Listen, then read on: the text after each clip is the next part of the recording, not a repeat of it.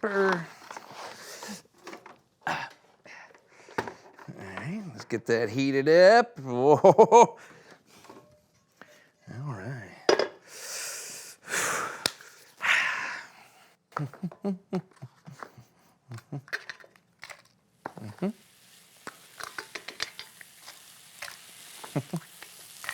All right. And a little pepper. Salt. Just a pinch of cumin. And some cinnamon. And then break.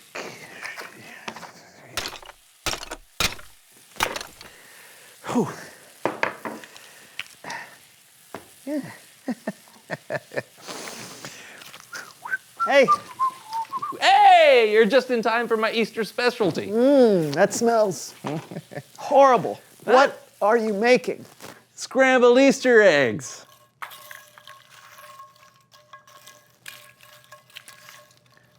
You know what food group those are? No. I don't either. It's time again for Retro Reel.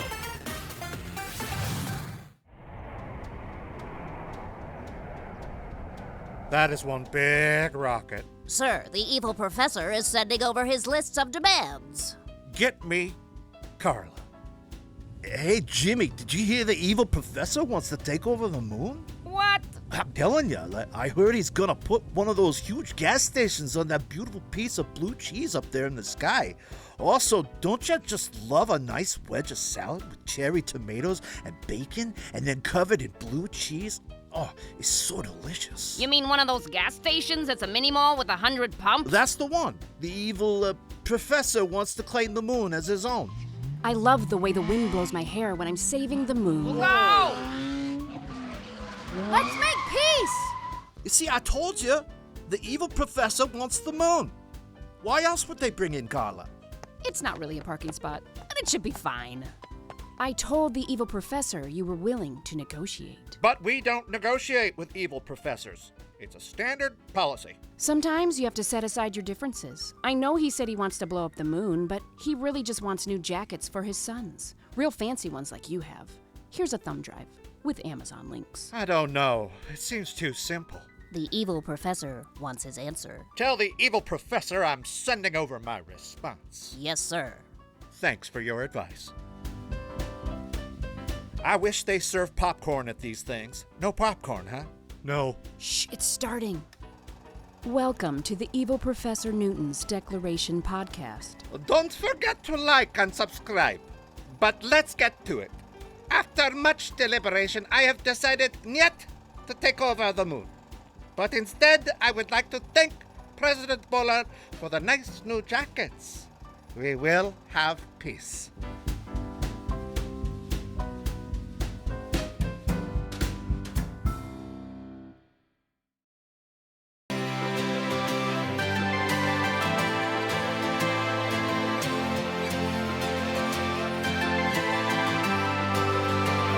Today I'm thankful for the hope that you gave me, for the cross when you saved me. You're the friend I call my own. Now I know I'm not alone. So thankful for your love on display, and it will never go away. You're the reason for my song. Now I know we all belong. You showed me what peace is all about. It's my turn to go and live it out. Jesus, you're the way without a doubt. I'm gonna love the way you first loved me. I'm gonna praise the one who set me free. We gotta show forgiveness that we need, like I know you did for me. I believe Jesus is peace. Jesus is peace. Today I'm thankful for the hope that you gave me, for the cross when you saved me.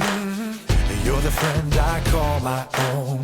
Now I know I'm not alone. So thankful for your love on display, and it will never go away. You're the reason for my song. Now I know we all belong. You show me what peace is all about. It's my turn to go and live it out. Jesus, you're the way without a doubt. I'm gonna love the way you first loved me. I'm gonna praise the one who set me free. We gotta show forgiveness that we need, like I know you did for me. I believe Jesus is peace. Jesus is peace. You show me what peace is all about. It's my turn to go and live it out. Jesus, you're the way without a doubt. I'm gonna love the way you first loved me. I'm gonna praise the one who set me free. We gotta show forgiveness that we need, like I know you did for me. I believe Jesus is peace. Jesus is peace. Jesus is peace.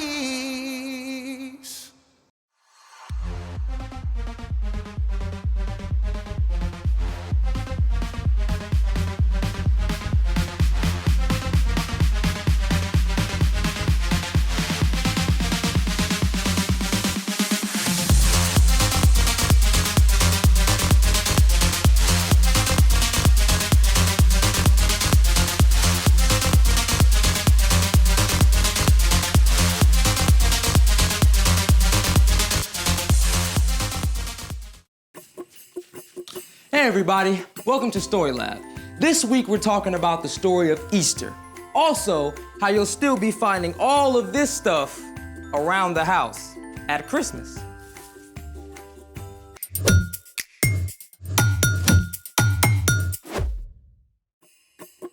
Hey, I'm Carter. And I'm Zeke. We're talking about Easter, which is celebrating that Jesus is alive. We said celebrating.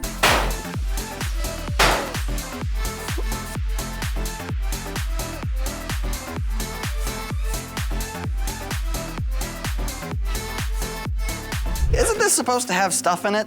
Of course, we're gonna dye Easter eggs. Oh, that's very traditional of you. Not these eggs.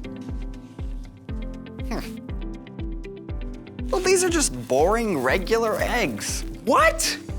My friend, let me properly introduce to you the humble egg. So much more than meets the eye. We start with the shell, but directly underneath, there's a stretchy membrane. This holds in the egg white, or albumin. And finally, we have the yolk in the very heart of the egg. Okay, so shell, membrane, white, yolk. Got it. Shall we do it? Let's make it. Okay, we've got vinegar and food coloring. Where's the hot water? We're not using water to dye these eggs. Ah, the plot thickens. Step 1, fill 6 glass jars halfway up with vinegar. All vinegar? Yep. All right. Step 2, put about 5 drops of color in each jar.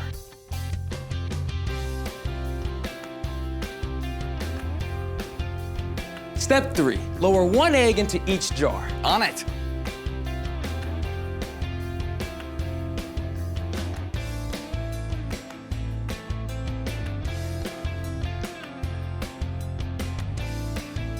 Ooh, done. All right, how long do we need to wait? 5 minutes, 10 minutes? 3 days. What? That's how long we have to wait. 3 days? Yep. And speaking of 3 days, it's time for... The story before the story. Today we're in Luke, the 3rd book of the New Testament. In the beginning, God created everything. But when people turned away from God, the world was broken. God loves us way too much to leave us on our own. So God chose one family, the Israelites, and promised to bless the whole world through them. Many, many, many years later, God fulfilled that promise by sending Jesus, God's very own son. Jesus traveled the land, teaching and healing. He showed perfectly what it means to love God and love others. But the religious leaders were upset. When Jesus entered Jerusalem for Passover week, they made a plan to get rid of him. Which is where our story starts. Take it away. Hey everyone, I'm Brian. Today we're celebrating Easter, which is pretty much the most amazing day in the history of history. But before we can get to Sunday, we have to rewind a few days to one of the darkest moments in history.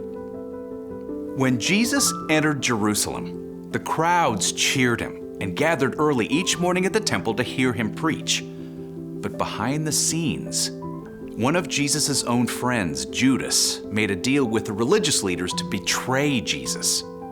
On Thursday evening, Jesus celebrated the Passover meal with his friends. Jesus offered them wine and then broke bread and gave it to his friends as well. This represented how Jesus would give up his life for us.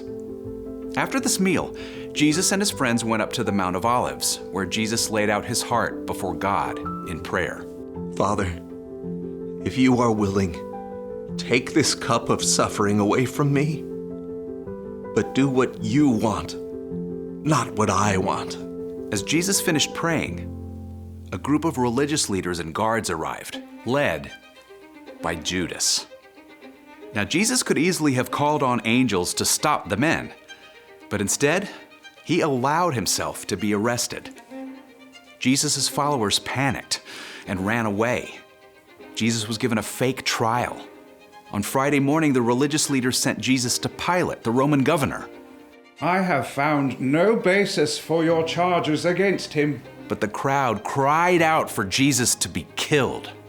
And eventually Pilate handed Jesus over to be taken away. Jesus had done nothing wrong, but the soldiers nailed him to a rough wooden cross. At noon, darkness covered the land, and about 3 o'clock, Jesus cried out, Father, into your hands I commit my life. And then Jesus died. The darkness was complete. If Jesus was dead, how could he be the one God sent to rescue us? That evening, several of Jesus' followers took his body and laid it in a garden tomb, a cave cut into the rock. A giant stone was rolled to block the entrance. It seemed like the end.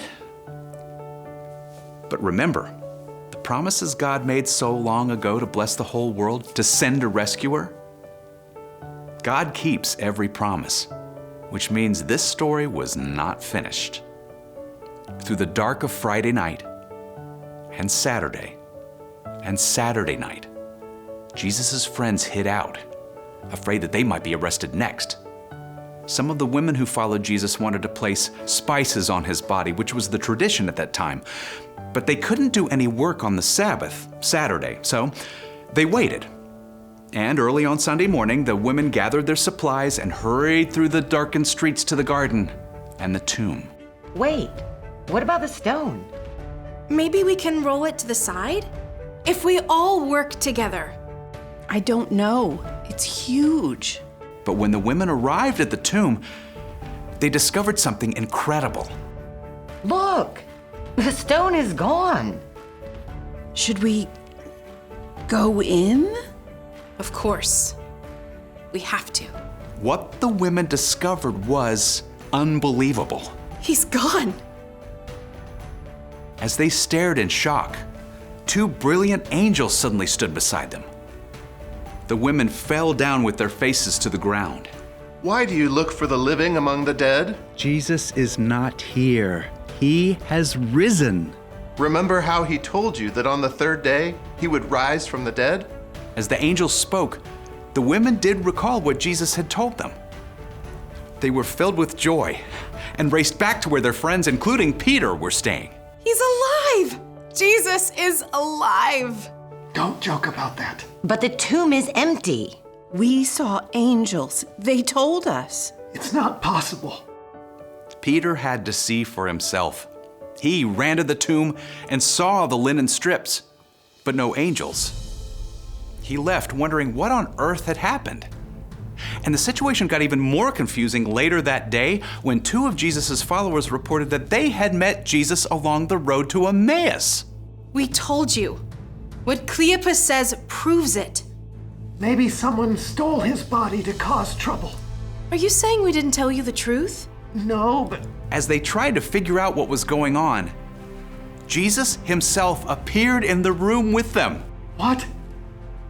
How? May you have peace. Jesus' friends were surprised and terrified. I mean, some thought Jesus was a ghost. Why are you troubled? Look at my hands and feet. It's really me. Touch me and see. A ghost does not have a body. Jesus showed the places in his hands and feet that were scarred by nails.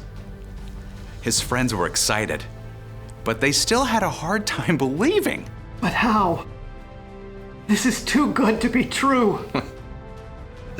Do you have anything to eat? They gave Jesus some cooked fish and he ate it. Definitely not something a ghost could do. Then Jesus helped them to understand what was happening. This is what I told you. Everything written about me must come true. The Messiah will suffer.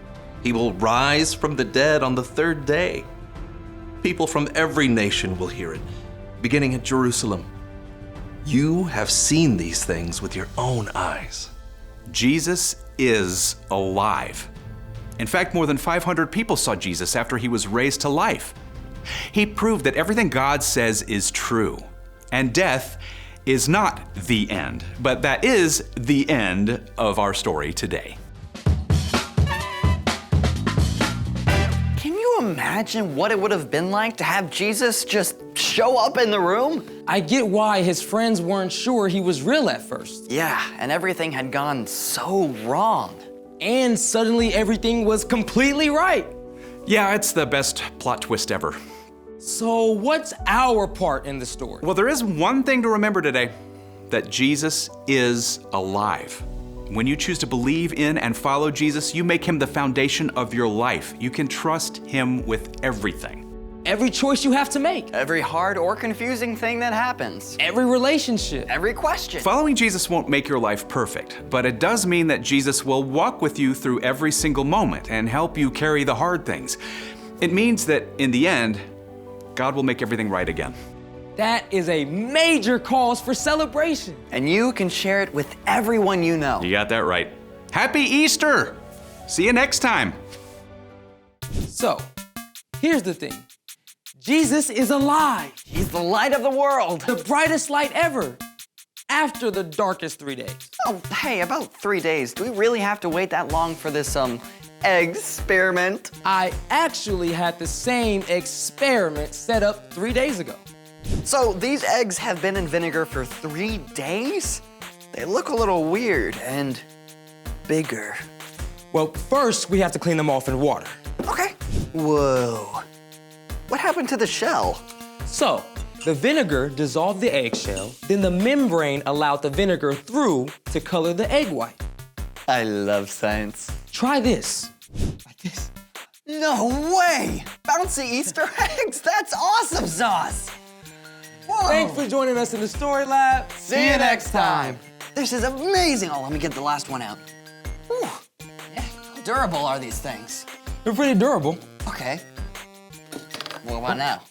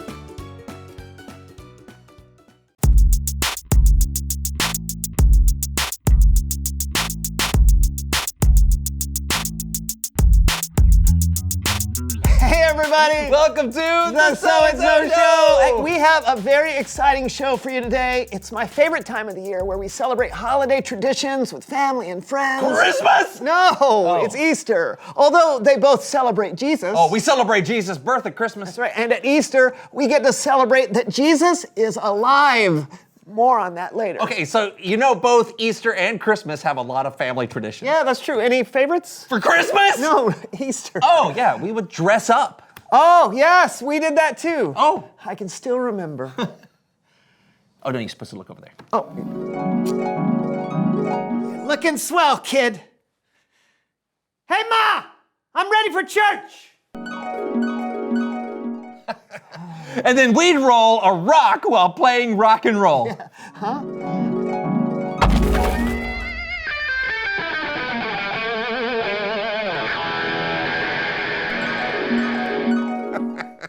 Yeah, I never did that one. Hey, did you do more popular traditions like dyeing eggs? Ta-da! Wow, those are beautiful. Look at all the squiggles. Yeah, I've gotten pretty good over the years. Yeah. You didn't do this kind of stuff? No, I mean, sort of. I mean, no, we dyed chickens. Oh, you what? Yeah. Yeah, sure, I have some right here. Come here. Oh. Marshmallow chicken? No, thank you. What other strange, perfectly normal traditions did you have growing up? Oh, you know, same as everybody.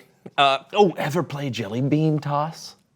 You mean egg toss? Egg toss. Yeah. Like this? What are you doing? Actually, that is kind of fun. Oh, no. We play jelly bean toss. How do you play? Oh, it's like that. All right, so you're just gonna, no, not that way. Okay. No. Tell me like this. Take one, and you go. Oh. Yeah. Yeah, that's gross. We're gonna put a timer on the clock. The person with the most jelly beans in the basket wins. I don't want to do this. Ready? No. Set. No. Last one in is a rotten egg. You're on. Ha, go!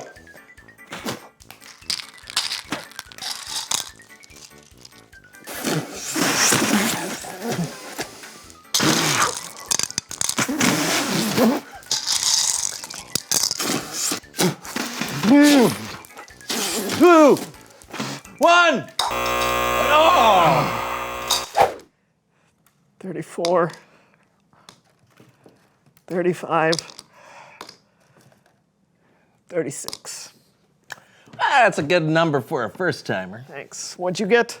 49. My personal best. Wow. What do you win? Oh, the best part. I get your jelly beans. Well, I'm glad I didn't win. Wait, did your family have Easter ham for dinner or anything special like that? This is Easter dinner. No.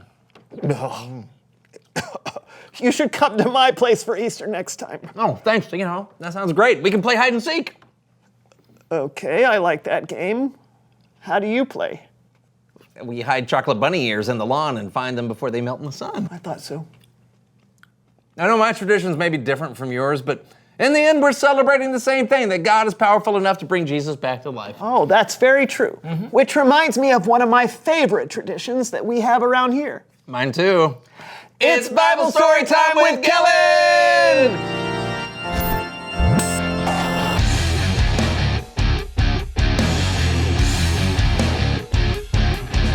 Happy Easter, fellas! Happy Easter! I am so happy to be here celebrating the resurrection of Jesus with you. It's one of my favorite stories to tell, along with the Christmas story? How'd you know? You can read today's story for yourself in the first 4 books of the New Testament. We call those the Gospels, or the Good News. The Gospels tell us the whole story of Jesus, God's Son, who came to earth to be our Savior. After what would be his last supper with his friends, Jesus and his disciples went to pray at the Mount of Olives. When Jesus was finished praying, he was approached by a crowd led by Judas, one of his 12 disciples. The men arrested Jesus even though he had committed no crime and led him away. Later that same day, Jesus was nailed to a cross in front of a crowd of people filled with friends, family, strangers, and people who didn't like him. He was mocked and betrayed, yet still asked God to forgive them because Jesus loved all of them. And then Jesus died.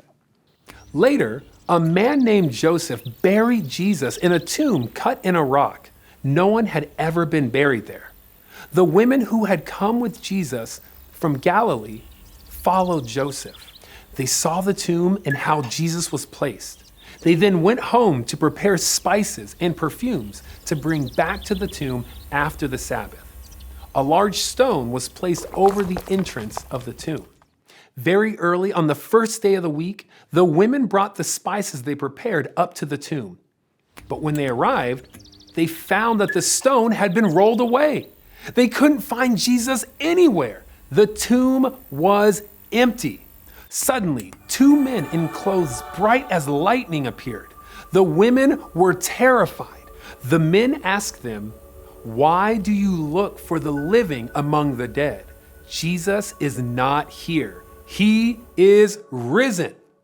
The women ran to the disciples and told them everything they saw and heard. But the disciples didn't believe them. Peter ran to the tomb and saw the strips of linen lying by themselves. Later, the disciples were discussing where Jesus could have gone, when suddenly he appeared before them. They were surprised and terrified. Jesus said, "May you have peace. Why are you troubled? Why do you have doubts in your mind? Look at my hands and my feet. It's really me." He showed them the scars on his hands and feet, but it seemed so impossible. Jesus, who had died, was alive again. Jesus told them about the scriptures that said the Messiah would suffer and rise from the dead on the third day, which Jesus fulfilled. This miracle would inspire his followers to preach his name throughout the world, telling people to turn away from their sins and be forgiven. And that's why today we're celebrating the good news that Jesus is alive. I never get tired of that story. Yeah, it gets better and better every time. Hey, thanks for sharing it with us, Kellen. You guys are so welcome, and happy Easter to everyone. I'll see you next time. You know, it's amazing to be reminded that even though we have fun with family and friends on Easter, it's not all about games, candy, and eggs. Yeah, it's about reminding ourselves the good news that Jesus is alive. Yeah, he is the reason for the season. All the seasons. Yeah, that's right. Speaking of seasons, it's the season to reveal the question. Why does Easter matter? Okay, I think it matters because it reminds us just how powerful God is. God is more powerful than death itself. That is incredible. Yeah, and Easter is a day when we can all celebrate the same thing together. By rolling rocks. Even if we celebrate it in different ways. So what do you think? Why does Easter matter? Talk about it together. And happy Easter from the So-and-So Show! See ya. So you've never done the jelly bean toss before? I mean, I've done it now. Yeah, but prior to that? No, never. What do you think of it now? I don't think it's right.